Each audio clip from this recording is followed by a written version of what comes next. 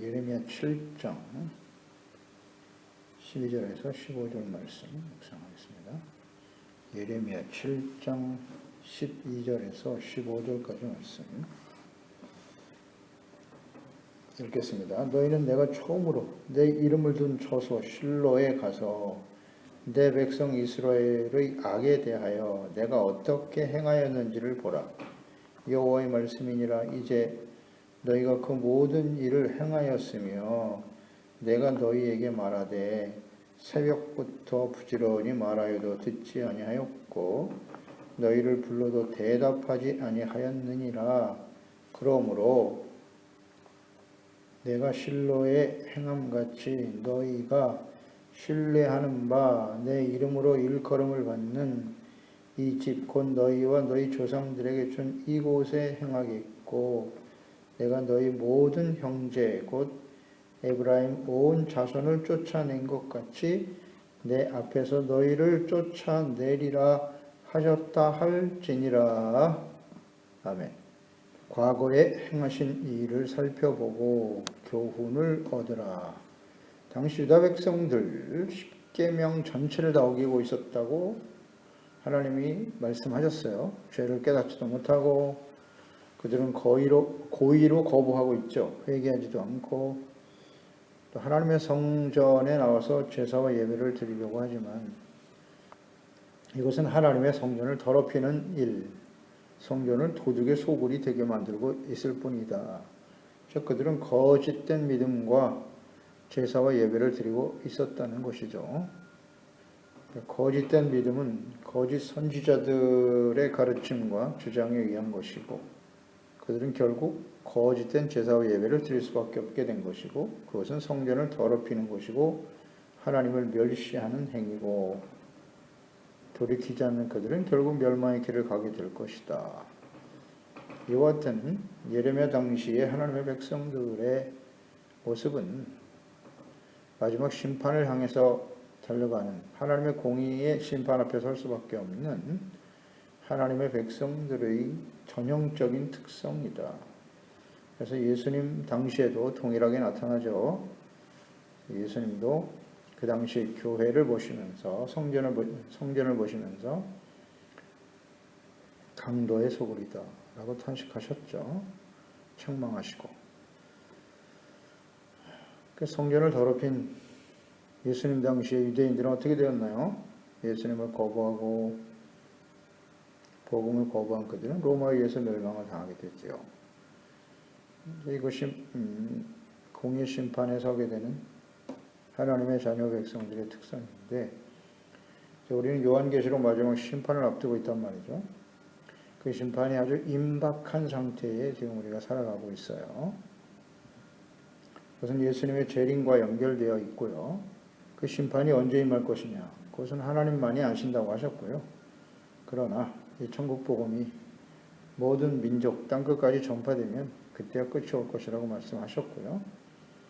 중요한 것은 교회와 하나님의 자녀, 하나님의 백성, 언약의 백성 이스라엘을 중심으로 해서 이방인의 교회와 그리스도인들이 이 예레미야 당시의 백성들처럼 거짓된 믿음, 거짓 선지자들이 판을 치고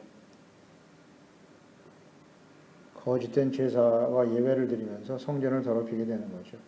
이런 일들이 진행될 때 하나님께서 곧 공의의 심판으로 임하실 것이다. 이 시대의 교회와 그리스도인들의 모습을 보면 알 수 있는 거예요. 12절에 과거 하나님께서 행하신 공의의 심판에 대해서 자세히 알아보고 교훈을 얻으라고 말씀하십니다. 너희는 내가 처음으로 내 이름을 둔 처소 실로에 가서 내 백성 이스라엘의 악에 대하여 내가 어떻게 행하였는지를 보라 그랬어요. 실로에 가서 그랬어요. 내 이름을 둔 처음으로 내 이름을 둔 처소가 바로 실로였다. 그러니까 실로에 하나님의 성소가 있었다는 것이네요. 성막이 있었다는 것인데 실로는 에브라임 지파예요. 에브라임 지파에 속한 성읍인데 가나안에 정착한 후 성막이 이곳에 위치해 있었어요. 여호수아 18장 1절에 보면 이스라엘 자손의 온 회중이 실로에 모여서 거기에 회막을 세웠으며 가나안 정복 이후에 하나님의 성막을 광야에서는 메고 다녔습니다. 메고 다녔다가 여호수아와 이스라엘 백성들이 가나안 땅을 정복한 후에 온 회중이 실로에 모여서 거기에 회막을 세웠다고 되어 있습니다. 그 땅은 그들 앞에서 돌아와 정복되었더라. 에브라임 지파의 땅인 실로에 하나님의 회막이 세워졌다. 그러니까 다윗 왕이 일어날 때까지, 유다 지파인 다윗 왕이 일어날 때까지 요셉의 아들인 에브라임, 그 에브라임이 이스라엘의 중심이 되었다는 거죠. 그래서 에브라임 지파, 장자의 지파로서 에브라임 지파 성읍인 실로의 성전이 세워졌다는 거예요. 이것은 과거 야곱이 그 12아들을 축복하고 그 장자의 명분이 루벤, 장자인 루벤이 아닌 요셉에게 내려갔다는 거죠. 요셉의 아들 중에도 장자인 므낫세가 아닌 에브라임 차자에게 그 장자의 명분을 계승했어요. 언약을 통해서 그 말씀이 성취되어진 것이고요. 그래서 실로에 하나님의 회막이 있었다.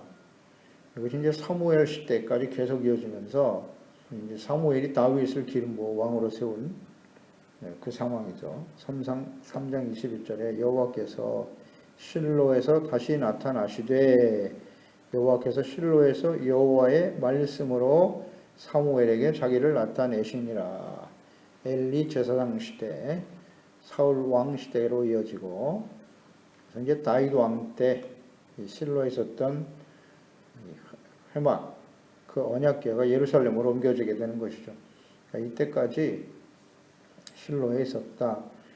그러니까 이 언약궤가 실로에서 예루살렘으로 옮겨진, 다윗에 의해서 예루살렘으로 옮겨지는 그 순간이 이제 하나님의 장자의 명분이 에브라임 지파에서 유다 지파인 다윗 왕으로 이어진다는 하나님의 뜻인 거죠.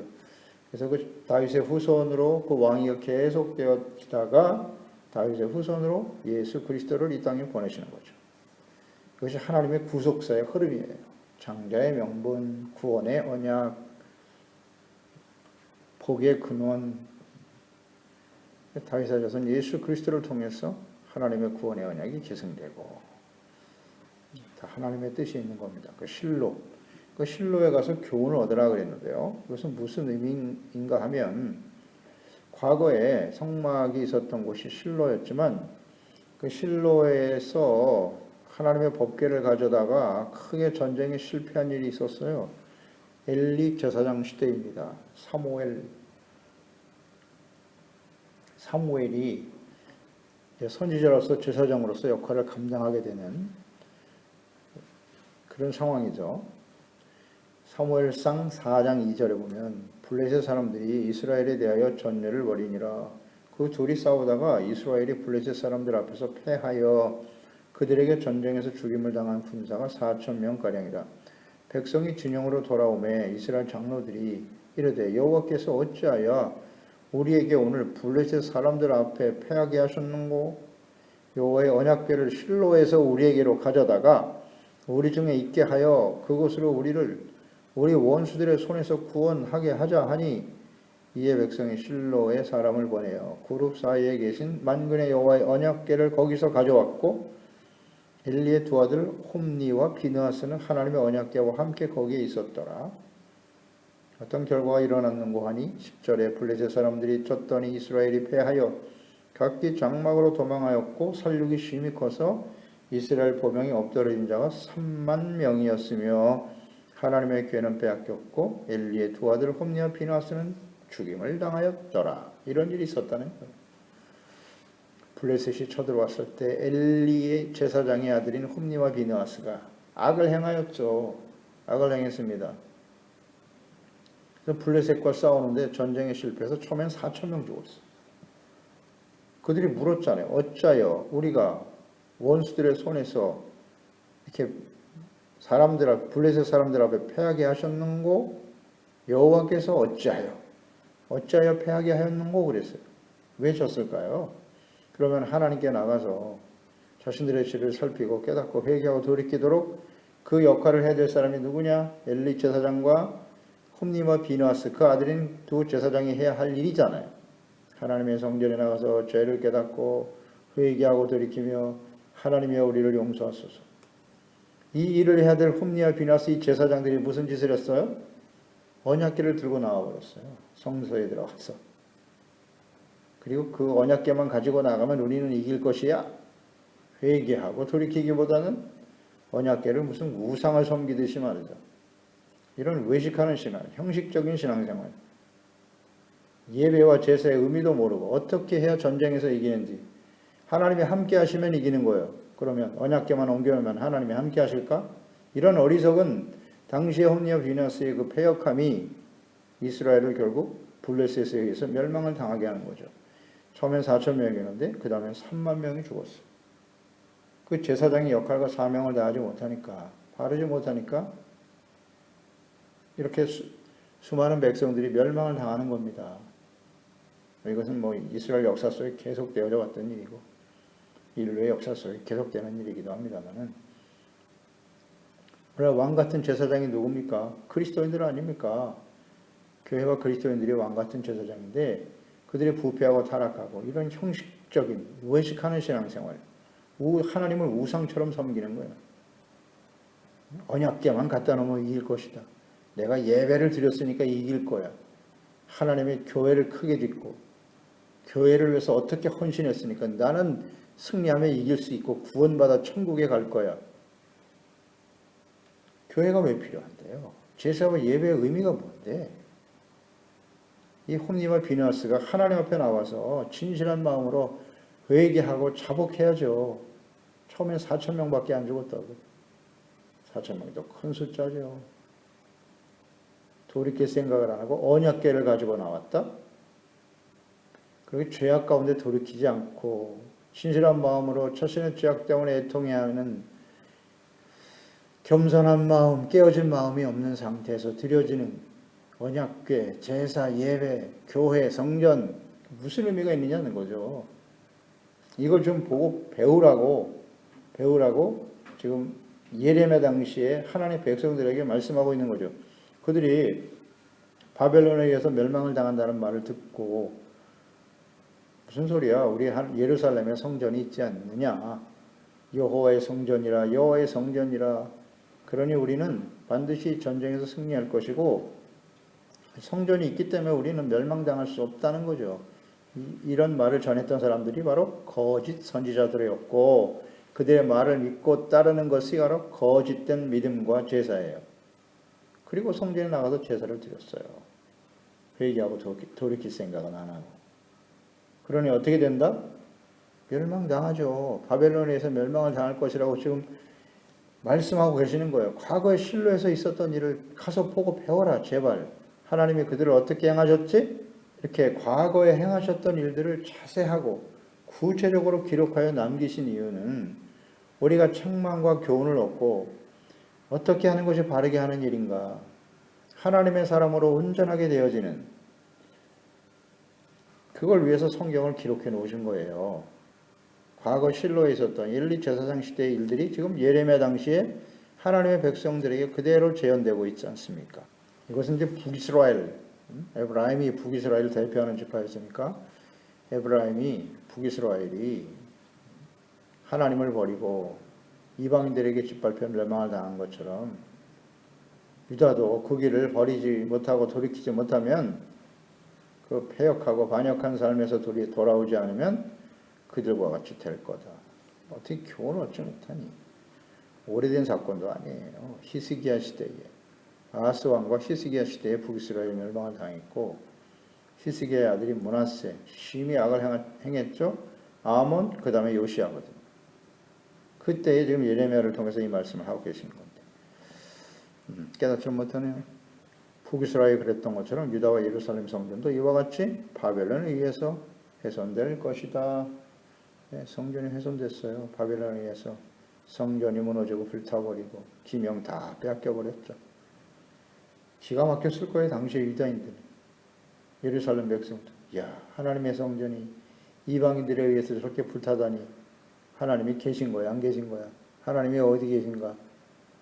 얼마나 탄식했겠습니까? 깨닫지를 못해요. 그 예수님을 보내셨는데 예수님 역시도 하나님의 성전을 강도의 소굴로 만들어버렸다고 말씀하시면서 돌 위에 돌 하나 남지 않고 다 무너질 것이다. 이 말씀대로 로마에 의해서 예루살렘이 완전히 멸망당했잖아요. 그때 유대인들은 예루살렘에서 쫓겨나 온 세상이 흩어지고 말았는데 그때 무슨 생각을 했을까요? 하나님이 우리 가운데 계신 거야, 안 계신 거야? 계신 거야, 안 계신 거야? 하나님이 계시다면 이럴 수가 있나? 회개하고 돌이키기보다는 하나님께 대한 원망이 가득한 거예요.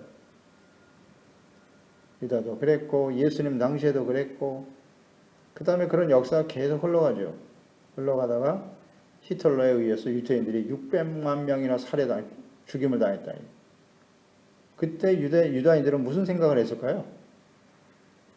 그 역사적 기록들에 보면 그때 대부분의 유대인들이 야, 하나님이 정말 우리와 함께 계시는 거 맞아? 하나님이 우리의 하나님이신 거 맞아? 하나님이 살아계시다면 어찌 우리가 이런 참담한 일을 당하는 거? 그러면서 그때부터 유대인들이 더욱더 하나님으로부터 멀어집니다. 그리고 그런 일을 행한 독일, 루터교 아닙니까? 개신교, 예수, 그 예수를 원수로 생각하는 거예요. 우리 민족의 원수다, 예수는. 그리고 대부분의 유대인들이 그때부터 세속화되는 거예요. 하나님을 떠나버려요. 하나님이 계시다면 이럴 수 없다는 거죠. 원래 그래. 하나님의 백성도 이런 시련을 만날 때마다 진실한 마음으로 회개하고 돌이킬 생각을 해야 되잖아요. 이게 하나님이 징계하시는 이유는 이스라엘을 멸망시키고자 함이 아니라 죄를 깨닫고 돌아오게 하시기 위함이잖아요. 이 교훈을 얻지 못해요. 이런 성경을 통해서 역사를 통해서 자세하게 기록하여 우리에게 남기셨죠. 이것이 옛날 이야기가 아닙니다. 과거의 유다 백성들, 이스라엘 백성들에게만 해당되는 말씀이 아닌 거예요. 오늘 시대에 교회와 그리스도인들에게 해당되는 말씀입니다. 첫째는 이스라엘이겠죠. 이스라엘을 회복시켜 주시고 그들을 마지막까지 구원해 보시기 위해서 지금 기다리고 계시는 건데 끝까지 거부하고 돌이키지 않는다는 거죠. 교회와 그리스도인들 역시 마찬가지예요. 거기를 가게 될 것이다. 멸망할 수밖에 없는 이유 13절 여호와의 말씀인지라 이제 너희가 그 모든 일을 행하였으며 내가 너희에게 말하되 새벽부터 부지런히 말하여도 듣지 아니하였고 너희를 불러도 대답하지 아니하였느니라. 하나님께 범죄하며 돌이키지 않는 아주 교만하죠. 목이 곧은 백성이죠. 패역한 이스라엘 백성들에게 행하신 모든 일, 그 일이 무엇일까? 새벽부터 부지런히 말씀을 전해 주었다는 거예요. 하나님이 하신 일은 돌아와라 제발. 새벽부터 부지런히 계속해서 선지자들을 보냈어요. 지금 예레미야가 마지막 선지자입니다. 이 예레미야 이전에 많은 선지자들을 보내서 부지런히 새벽부터 하루 종일 하나님의 말씀을 전하고 돌아와 용서받고 의와 거룩한 하나님의 백성으로 회복되기를 간절히 원하셨지만 말씀하셨으나 그들은 듣지 않았다. 불러도 대답하지 않았다는 거예요. 그래서 그들은 결국 멸망의 길을 갈 수밖에 없다는 거죠. 이런 하나님의 탄식. 예레미야 이전에 히스기야 시대에 사역했던 이사야 선지자가 있었죠. 이사야 선지자를 통해서도 하나님이 말씀하셨어요. 이사야 65장 12절에 내가 너희를 칼에 붙일 것인즉 다 고풀이고 죽임을 당하리니 이는 내가 불러도 너희가 대답하지 아니하며 내가 말하여도 듣지 아니하고 나의 눈에 악을 행하였으며 내가 즐겨하지 아니하는 일을 택하였음이니라. 선택이네요. 잘못된 길을 하나님이 기뻐하지 않은 일을 선택했다. 듣지 않았다. 듣지 않으니까 잘못된 선택을 할 수밖에 없는 거죠. 그 결과 내가 너희를 칼에 붙일 것이다. 죽임을 당할 것이다. 라고 아주 분명히 말씀하셨어요. 끊임없이 불러도 대답하지 돌아보지도 않아. 듣지도 않아. 그래서 악을 선택하게 된다. 이게 중요합니다. 이건 중요한 진리의 말씀이에요. 하나님의 말씀을 듣지 아니하고 겸손히 듣고 회개하고 돌이키려고 하는 생각이 아닌 상태에서 듣는 것 역시 마찬가지. 끊임없이 돌아오라고 불러도 대답하지 않으면 잘못된 선택을 하게 된다. 그러니까 하나님이 기뻐하시는 일, 하나님의 말씀을 따라 선택을 해야 하지만 말씀을 듣지 않으면 모르잖아요. 하나님의 뜻이 어떠하신지. 그러니까 그 선택과 결정이 어떻게 되겠어요?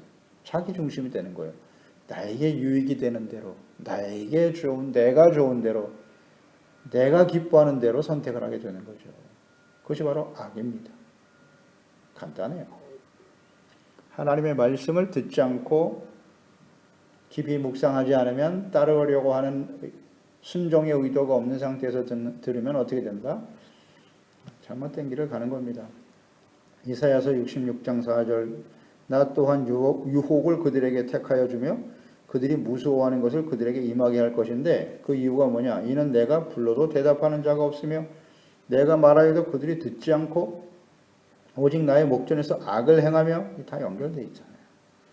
내가 기뻐하지 아니하는 것을 택하였음이라 66장이 다시 한번 강조하시네요. 이렇게 같은 말을 반복해서 하시잖아요. 예레미야 당시에 지금 이 시대에도 똑같은 말을 하고 계시잖아요. 우리가 하나님의 말씀을 들을 때 뭐 자꾸 한 번 들은 말을 자꾸 하느냐 는 거죠. 왜 같은 말을 계속 반복하지? 성경을 보세요.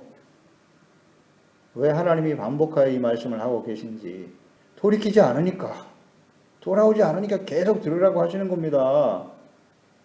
성경 말씀의 내용은 간단해요. 선지자들 그 내용 보세요. 예레미야 이제 우리가 계속 묵상해 갈 텐데 이사야도 66장까지 가고 예레미야서도 보세요. 이 분량이 얼마나 방대합니까? 이 분량이 얼마나 방대해요. 이렇게 길게 얘기할 말씀의 내용 간단함이라 돌아오라는 거예요. 52장까지 예레미야가 계속 외치고 계신데 회개하고 돌아와. 그렇지 않으면 너희들은 멸망을 당할 거야. 하나님의 공의의 진노 앞에 서게 될 것이니 하나님을 반역하지 말고 돌아와서 용서받고 하나님이 주시는 약속의 땅에서 영원히 거주하기를 바란다. 간단하죠, 내용은. 근데 뭐 이렇게 길어? 많아요, 내용이. 듣지 않고 불러도 대답이 없으니 하나님은 이만큼 하나님의 백성들이 멸망당하는 거 원치 않는다는 거예요. 새벽부터 부지런히 하나님의 말씀을 전하고 있는 겁니다. 돌아오라고. 근데 안 들어. 그러면 어떻게 된다? 과거의 북이스라엘과 유다가 바벨론에서 멸망을 당하고 예수님을 저버린 유대인들이 로마에 의해서 멸망을 당한 것처럼 마지막 심판 앞에 서게 될 것이다. 진리죠, 이게. 이런 게 교훈이죠. 듣질 않아요. 근데 이 예수님 당시를 한번 묵상해 보죠. 유다는 결국 그 길을 갔고요. 그래서 하나님의 아들을 직접 보내셨는데 듣지 않고 대답이 없는 백성들. 누가복음 13장 34절 35절에 예수께서 탄식하시는 내용이잖아요. 예루살렘아 예루살렘아 선지자들을 죽이고 내게 파송된 자들을 돌로 치는 자여 암탉이 제 새끼를 날개 아래 모음같이 내가 너희 자녀를 모으려 한 일이 몇 번이냐. 그러나 너희가 원하지 아니하였도다. 보라 너희 집이 황폐하여 버림받으리라. 내가 너에게 이르노니 너희가 주의 이름으로 오시는 이를 찬송하리로다 할 때까지는 나를 보지 못하리라 하시니라. 예수님의 탄식은 그대로 성취됐죠. 로마에 의해서 돌 위에 돌 하나 남지 아니하고 그 성전은 다 무너졌고 예루살렘 멸망은 다 하고 말아요. 그 사도 바울이 이방인에게 가서 복음을 전파하고 증거하는 사역을 감당하고 이제 마지막 로마에 들어가서 로마인은 유대인들을 모아놓고 하나님의 말씀을 전할 때죠. 사도행전 28장 마지막 장이죠. 23절 28절에 그들이 날짜를 정하고 유대인들입니다. 그가 유숙하는 집에 많이 오니 바울이 아침부터 저녁까지 강론하여 하나님의 나라를 증언하고 모세의 율법과 선지자의 말을 가지고 예수에 대하여 권하더라. 그 말을 듣는 사람도 있고 믿지 않는 사람도 있어. 서로 맞지 아니하여 흩어질 때 바울이 한 말로 이르되 성령이 선지자 이사야를 통하여 너희 조상들에게 말씀하신 것이 옳도다. 일렀을 이 백성에게 가서 말하기를 너희가 듣기는 들어도 도무지 깨닫지 못하며 보기는 보아도 도무지 알지 못하는도다. 이 백성들의 마음이 우둔하여서 그 귀로는 둔하게 듣고 그 눈은 감았으니 이는 눈으로 보고 귀로 듣고 마음으로 깨달아 돌아오면 내가 고쳐줄까 함이라 하였으니 그런즉 하나님의 이 구원이 이방인에게로 보내어진 줄 알라. 그들은 그것을 들으리라 하더라. 들으리라 하더라. 본 백성들이 듣기를 거부하고 있다는 거예요. 듣지 않고 거부하니까 이제 이 구원의 복음이 이방인들에게, 이 구원이 이방인에게로 보내어 진 줄을 너희는 알아야 한다. 유대인들. 그들은, 이방인들은 그것을 들으리라. 보세요. 하나님의 말씀을 듣는다고 하는 것은 그 말씀을 듣고 자신의 죄들을 깨닫고 회개하고 돌이켜 믿음으로 말미암아 구원에 이르는 것입니다. 듣는다는 것은 듣고 믿어 순종하는 것. 근데 듣지를 않아요. 하나님의 백성들이요. 그래서 그 결과 어떻게 되겠습니까? 14절 15절이죠. 내 이름으로 일컬음을 받는 이 집 곧 너희와 너희 조상들에게 준 이곳에 행하겠고 내가 너희의 모든 형제 곧 에브라임 온 자손을 쫓아낸 것 같이 에브라임 북이스라엘 아수르에서 멸망당해서 완전히 그 땅에서 쫓겨났죠. 내 앞에서 너희를 유다 백성들 내 앞에서 너희를 쫓아내리라 하셨다 할지니라. 북이스라엘처럼 너희들도 이 땅에서 이 약속의 땅에서 쫓겨날 거야. 그렇게 됐죠. 바벨론에서 이 말씀 듣지를 않아요. 예레미야는 그렇게 오래 갈 것도 없어요. 이 7장까지만 들었어도 이들이 돌이키고 하나님께 돌아왔으면 구원에 이르게 될 것인데 보세요. 말씀대로 되잖아요. 돌이키지 않았어요. 듣지 않았어요. 그러니 예수님 당시에도 로마에 의해서 쫓겨났죠. 약속의 땅에서 쫓겨났고 하나님께서 이 20세기에 이스라엘을 회복시켜 주셨는데요. 이제 남은 것은 요한계시록의 마지막 심판, 예수님의 재림과 마지막 심판만 남아 있어요. 이 시대를 살아가는 교회와 그리스도인들도 어떻게 이와 같이 될 것이다죠. 될 것이다. 이 성경이 우리에게 주는 교훈입니다. 그래서 마지막 때 심판을 앞두고 소아시아 7교회에게 하시는 말씀 너무나 중요하니까요. 계속 들어야 합니다. 이기는 자가 되라. 회개하라. 귀 있는 자는 성령이 교회들에게 하시는 말씀을 들을지어다. 말씀을 들어야 돼요. 듣고 죄를 깨닫고 회개하고 돌이키고 용서받고 의를 회복하는 주님의 말씀을 따라 순종하는 삶을 살아가라고 외치고 계시는 겁니다. 이 말씀을 듣지 않으면 어떻게 된다? 과거 이스라엘처럼 될 것이다. 이것이 성경이 주는 우리에게 교훈입니다. 간단해요, 진리는. 그래서 우리는 하나님의 책망, 경고의 말씀을 듣고 순종하느냐의 선택과 결정이 우리가 선택하는 거예요. 거기에 따라서 구원과 심판이 결정되는 거예요. 영생과 죽음이 결정되는 거예요. 그러니까 우리의 의지도 있는 거예요. 물론 성령의 감동하심과 깨달음이 절대적으로 필요하지만 은혜로 구원받은 이후에입니다. 이후에 하나님의 자녀 백성답게 살아가느냐 하는 결단, 이것이 정말 필요해요. 갈라디아서 5장 19절 23절 말씀 묵상하고 마치겠습니다. 육체의 일은 분명하니 곧 음행과 더러운 것과 호색과 우상숭배와 주술과 원수 맺는 것과 분쟁과 시기와 분냄과 당짓는 것과 분열함과 이단과 투기와 술취함과 방탕함과 또 그와 같은 것들이라. 전에 너희에게 경계한 것 같이 경계하노니. 엄히 책망하고 때로는 채찍도 하신다는 거예요. 이런 일을 하는 자들은 하나님의 나라를 유업으로 받지 못할 것이요 그랬죠. 경계하는 이 말씀을 들으라는 거예요. 말씀을 듣고 돌이키지 않으면 하나님의 나라를 유업으로 받지 못한다. 육체의 일을 따라가면 안 된다는 것입니다.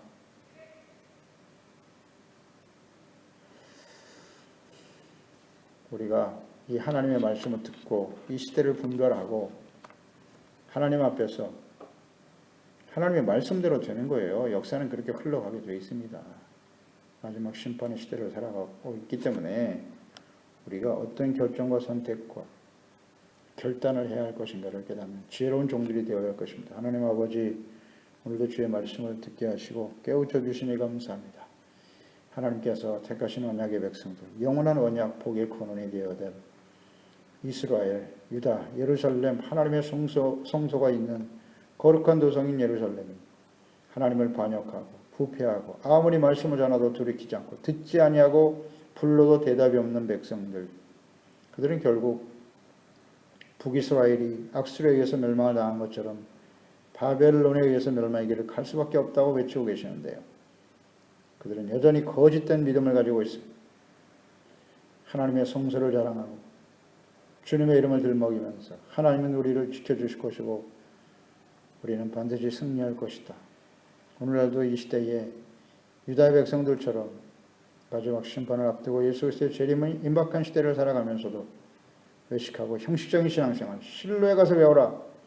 이 외식하고 형식적인 신앙생활, 악을 버리지 아니하고 죄악 가운데 살면서도 하나님 앞에 예배만 드리고 성소에 나가기만 하면 하나님이 우리를 구원하시고 천국으로 인도하실 것이라는 이 거짓된 믿음에서 속히 돌이킬 수 있도록 주의 성령님께서 우리 소중한 지체와 가족들 일깨워 주시고 하나님의 말씀 앞에 항상 복종하고 두렵고 떨림으로 성령님의 인도하심을 따라 경건의 삶을 지켜 경건의 모양이 아닌 경건의 능력, 이와 거룩한 착함과 진실함과